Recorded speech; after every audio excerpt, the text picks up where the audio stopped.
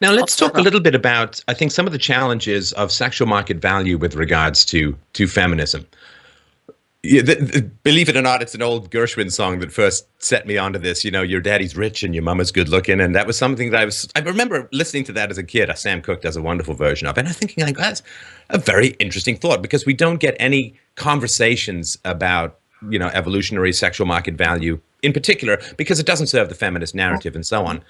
But of course, men like young fertile women and women like men who have resources because eggs need stuff. You know, I don't want to get overly technical with people. I don't know what the Latin for that, but eggs need stuff and men need fresh eggs.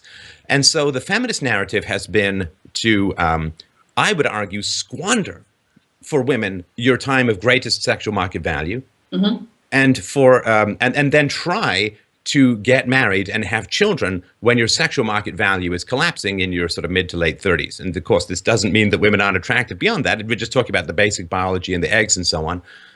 Whereas I think the other argument that has been made, which is have kids young and then you've got an uninterrupted career if you want it down the road. Although, you know, if you have kids young, your kids are more likely to have kids young and you can transition to enjoying your grandkids and, you know, just have a wonderful pyramid of genetics to play around in.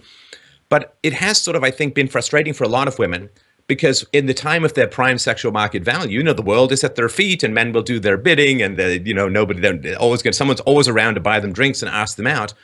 And I think they then squander this on a series of, I think, what are for women eventually unsatisfying and rather squalid, you know, the walk of shame sexual interactions that happen for a lot of women. And then when they decide to get serious, they may have, I think Rupert Everett said that a lot of casual sex just kind of smashes up a person. And I think then they say, okay, well, now I want to settle down, but they've passed their peak sexual market value. I think they've inherited a lot of dysfunctions and perhaps even some STDs from a decade or so or more of casual sex. They haven't learned how to negotiate long-term complex adult relationships.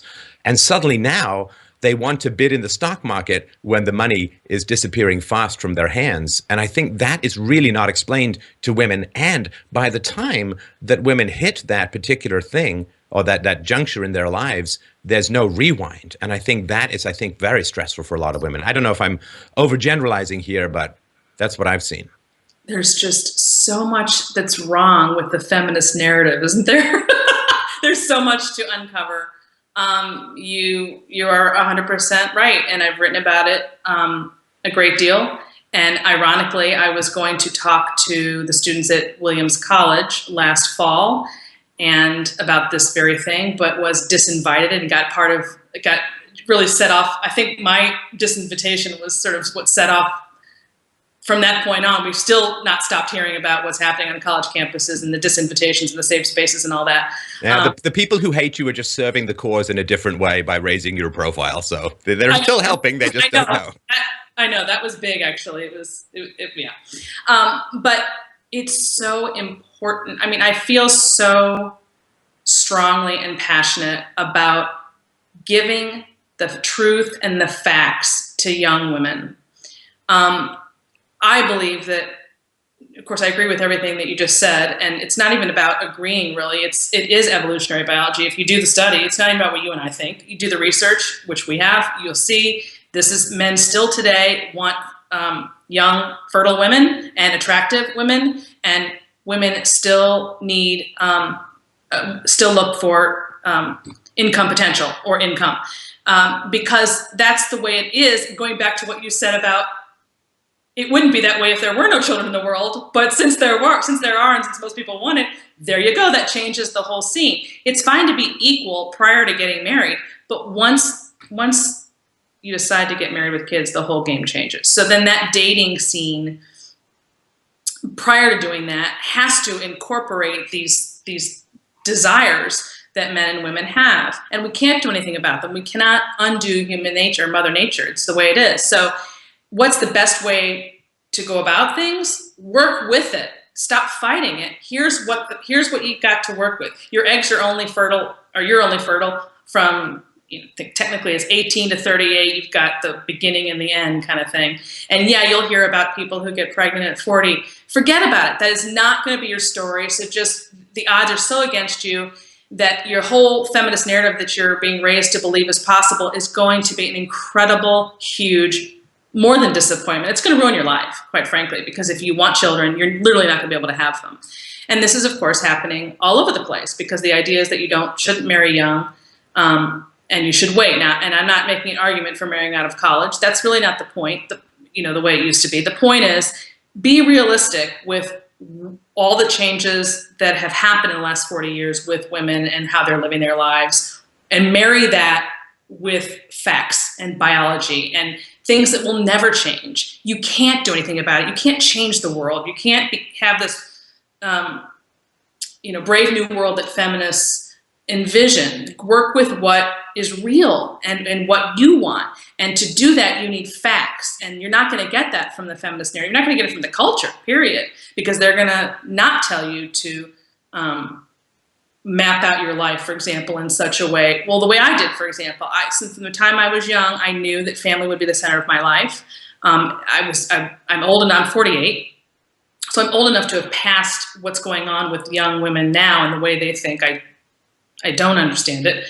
The whole concept of, I think what you said casual sex, I've now decided I'm going to call that meaningless sex, because I think those meaningless encounters are so destructive to women in particular. And we're not allowed to talk about the fact that men and women approach sex differently, and that men can separate sex from emotion more easily. They just can. Women can't, and that's the oxytocin that we talk about. All you have to do is count the sperm and count the eggs. That's all you need to know. It's the way it is. And if someone would say to women, the reason why you're waiting by the phone the next day, the reason why that movie, He's Just Not That Into You, wasn't labeled She's Just Not That Into You, is because you have bonded, whether you wanted to or not, when you had sex with him. That's what your body did to you. It's physical. You have no control over it. If they knew that, if they were given that information, they would look, because I teach my daughter this, she's 16, and she looks at me and she says, I don't think they know this, Mom.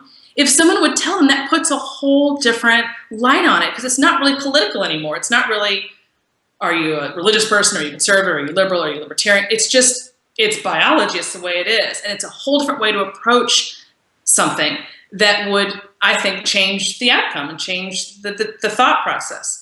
And so just going back real quick to the way I set up my life, I always knew family was going to be center. I knew I wanted to get married and have kids. So every decision I made, from whom to marry, to what career I did, everything along the way was made with that focus in mind, which is the complete flip side of what people do today, at least in their 20s and 30s, which is everything gets focused around this life that exists, that this career that is supposed to be your whole existence. It's how you get your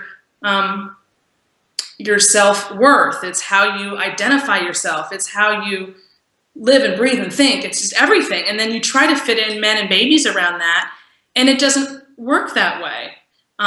It just, once you make that small shift, it changes how you approach dating in your 20s. It just affects everything. So, and that's of course the feminist way, which is the wrong way, in my opinion. So, and it's not going to help you down the road get what you want, which is what I'm concerned with.